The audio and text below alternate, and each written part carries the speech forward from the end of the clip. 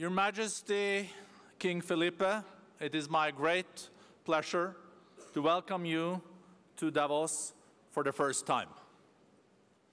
As a strong champion of European integration and cohesion, your engagement today comes at a critical juncture.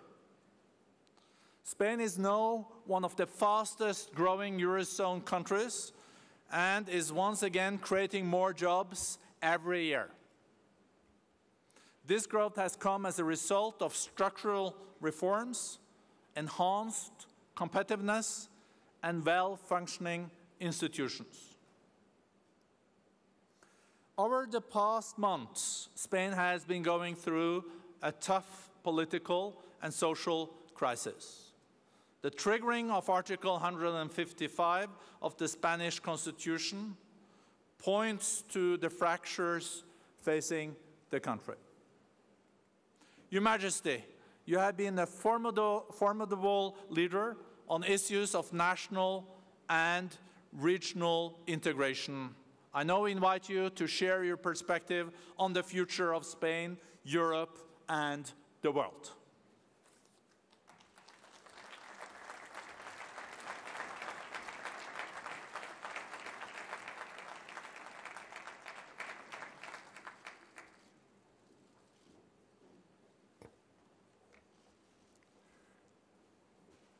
Thank you, President of the World Economic Forum, authorities, dear friends, dear compatriots among the audience, ladies and gentlemen. Good morning, everyone, and it is truly a pleasure to be here in Davos and be part of this year's World Economic Forum. Hilde, thank you for your presence among us. And indeed, it's also a great honor to address all of you at a forum that has really set the standard of distinction and excellence. I appreciate very much your presence and time to hear a bit about today's Spain in the European context. Please allow for a reasonable dose of national pride and self-esteem, not chauvinism, mind you. So to cut straight to the main subject, how can we deny that Spain, no surprise, is a great country? My intention this morning is to reinforce this idea and help brush away the remaining doubts you may still have. Therefore, I humbly ask for your indulgence in permitting me to praise my own country. So allow me to start by taking you on a tour of a few facts that might surprise you and may help better understand our reality. You're probably not yet aware that according to the latest figures, more than 82 million people visited Spain in 2017, almost double our current population of 46 million. And also that a large part of them have already done so for once or several times. Why? What really draws them to Spain? Is it just our beaches, our weather, or the food that attract them, or even football? Well, all that too, but it is also clear that many people visit us because of the quality of, and excellence of our tourism industry, which incidentally now is #1 in the world. However, this powerful and still thriving Spanish industry is, of course, built upon a set of privileged pre-existing qualities that visitors certainly also admire and enjoy, like our outstanding historical and artistic heritage, and not to mention our country's natural and diverse beauty.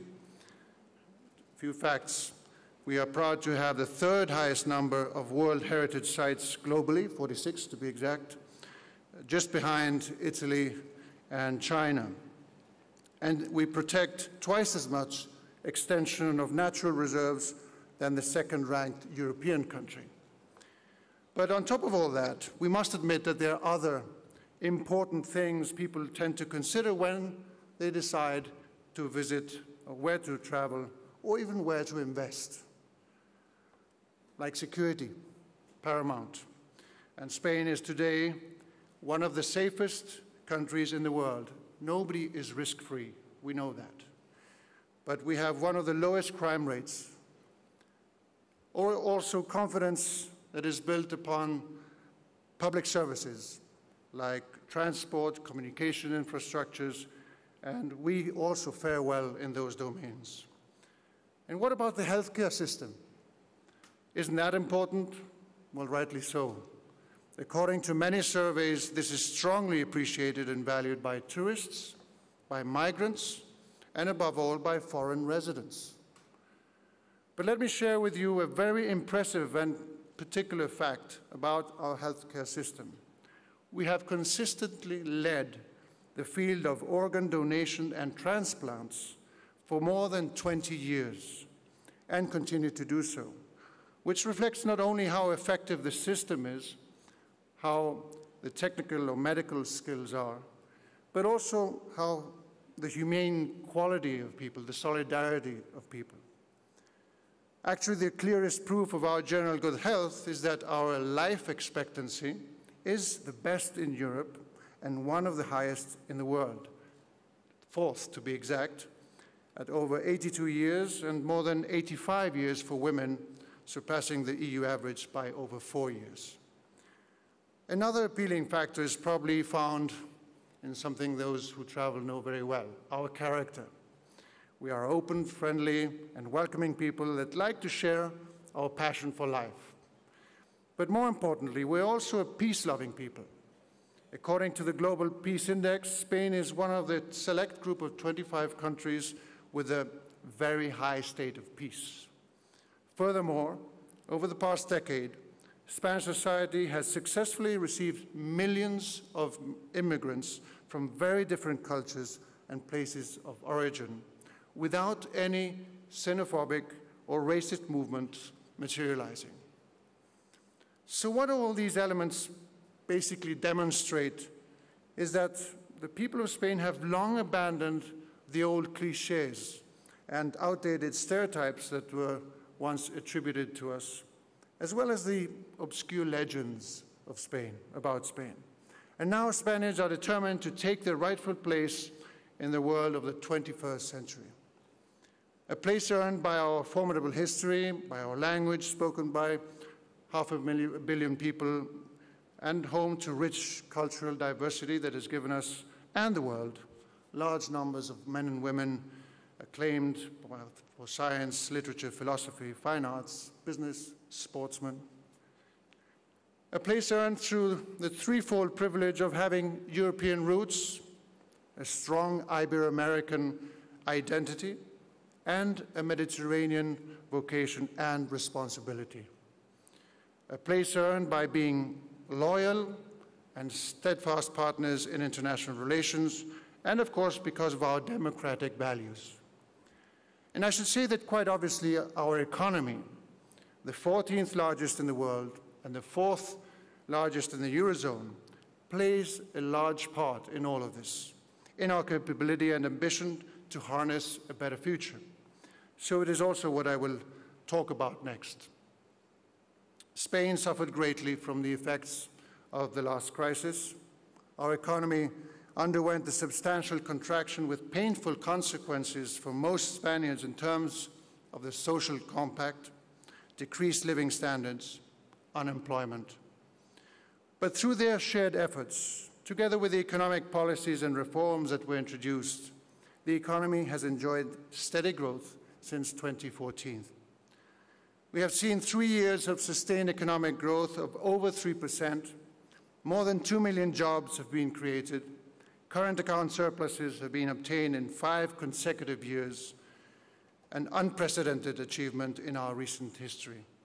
And the public deficit has been reduced by more than 70 billion euros. The external sector has undeniably played a key role in the recovery, where exports of goods and services hit new records every year. The tremendous dynamism shown by our export is closely linked, of course, to our economy's increased competitiveness and the will and the drive of our companies to take it to the world market, to internationalize during the crisis. This trend of clear and steady economic improvement has also drawn greater interest from international investors. Foreign direct investment flows have grown for 4 years in a row, and we are one of the top 10 economies in terms of openness to foreign investment. I think it is also important to emphasize that we have an outstanding infrastructure network, which is, as you know, a key factor in competitiveness. In fact, the Global Competitiveness Report of 2015-2016 rated Spain as one of the top 10 countries in the world. Added to all this is yet another strength, the leadership and global presence of Spanish multinationals in industries such as energy, finance, textiles, telecommunications, infrastructure management, transport, some of them actually here present today.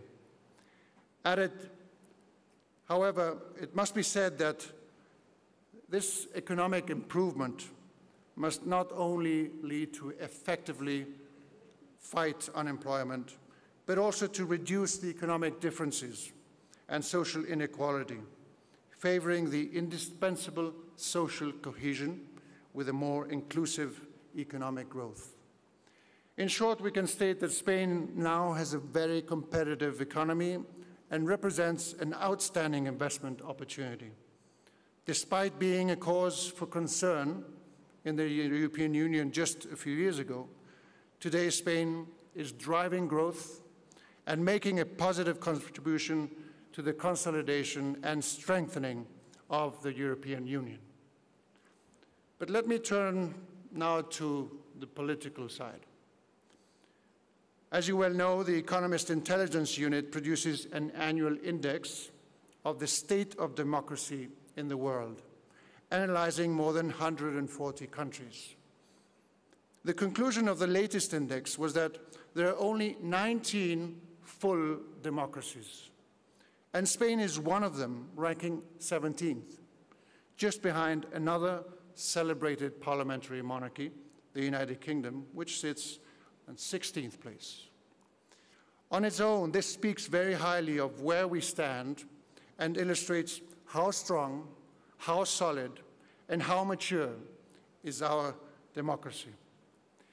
Indeed, after a lengthy period of marred divisions and conflicts, over 40 years ago, the Spanish people found their way to freedom and democratic coexistence. The spirit that drove the transition to democracy, a success story held up as an example world over, inspired the Spanish people to come together in pursuit of a shared goal with a far-reaching historical implications. Our national cause was to build a new Spain that would become a common house for all Spaniards and would encompass our diversity, endowing our autonomous communities with extensive, deep, and meaningful self-governance to a degree that is not easy to find in other countries in or out of Europe. In these past few decades of stable and democratic coexistence, Spain has accumulated substantial wealth in civic, social, and political capital under a strong institutional framework. This capital has been further strengthened by Spain's membership of the European Union, of NATO, and by its full integration into the global society. This year, we will celebrate our Constitution's 40th anniversary, a perfect opportunity to remember and to vindicate the enduring importance of the spirit of understanding and solidarity that enabled our country to embark on a path of peace, of freedom, and prosperity as never before in our history.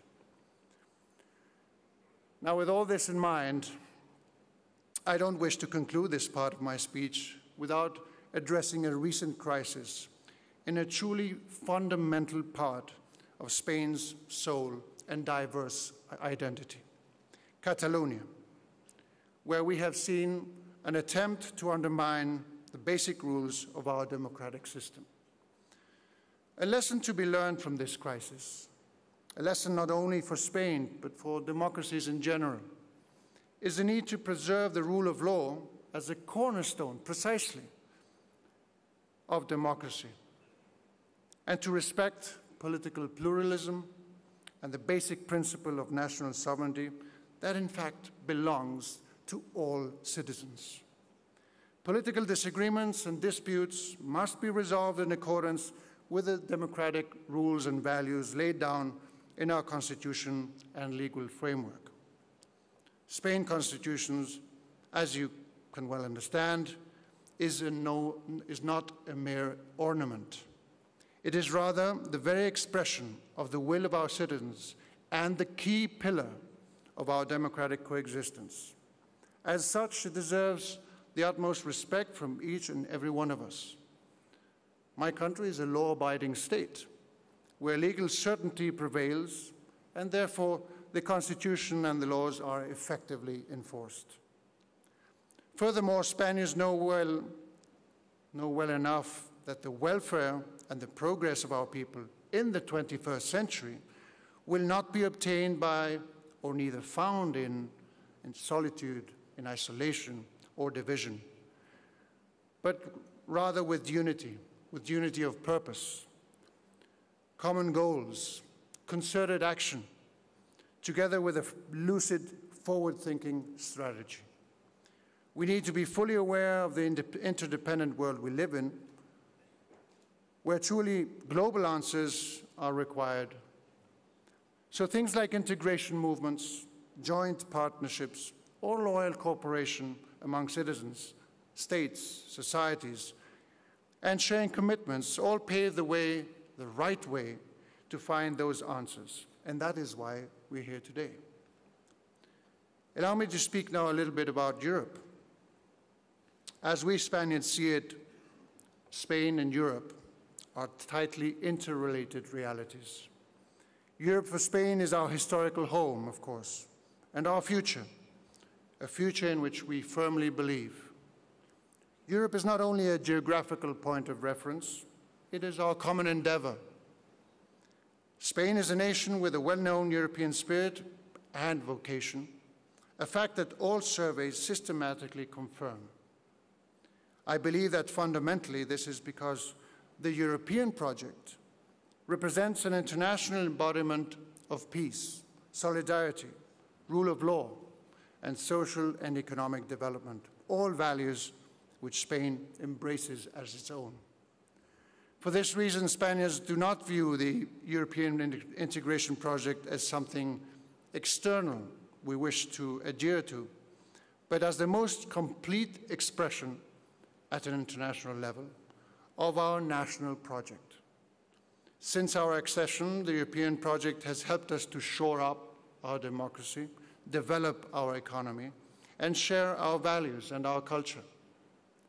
And Spain has also helped advance this project with its broad pro-Europe consensus among leaders and its deep grassroots energy.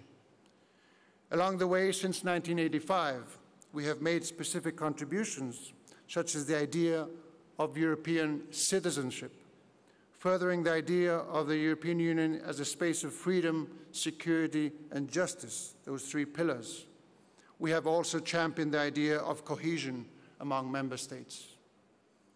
In the external action of the European Union, we have also promoted specific initiatives like strengthening our relationship with Latin America, like promoting the transatlantic agenda with the United States, or the special connection to the southern rim of the Mediterranean.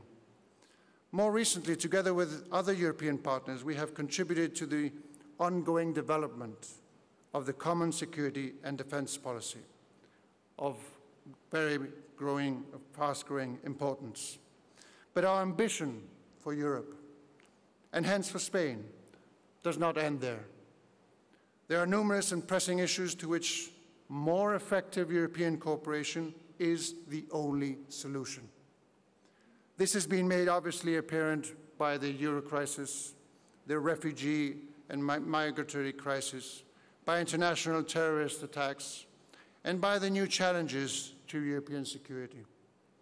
And let us not forget the challenges that technology and the digital revolution represent for our workforce, for its organization, and for the new skills that they urgently need. This common European response is, however, sometimes difficult to achieve. We have to admit that in the present institutional framework. For this reason, the current Spanish external action strategy laid by the government calls for the refounding of the European Union, which is to say, for a far-reaching transformation, but performed step by step, in a pragmatic way, in areas such as the economic and monetary union, or with regard to our common security. We need to continue moving forward, to be prepared for the challenges that the future will bring. The consensus among the main Spanish political parties is that the ultimate goal of this evolution can be nothing different than a closer political union. At such time, not to go forward is actually to go backward. And I'm sure many here will agree that we cannot allow that to happen. The present uncertainties should not deter us. They should allow us to see clearly that the solutions must be equal to the challenges. Europe must reinvent itself, and the soul of that new Europe should mirror the soul of its citizens, and for this, it can count on Spain. I shall finish here. Thank you for your time and patience. It's quite possible that for a number of you, this speech may even seem unnecessary or easy to relate to, since you may be well among those 82 million people that I mentioned earlier that visit us frequently, and therefore know well what my country is about and has to offer. But all I ask of you is to kindly continue visiting us and investing in our success story. You won't regret it, and we'll make it very worthwhile. It is always an honor and a pleasure to welcome you to Spain. Your presence among us is proof of your trust and confidence in my country, and for that, I'm sincerely grateful. Thank you very much.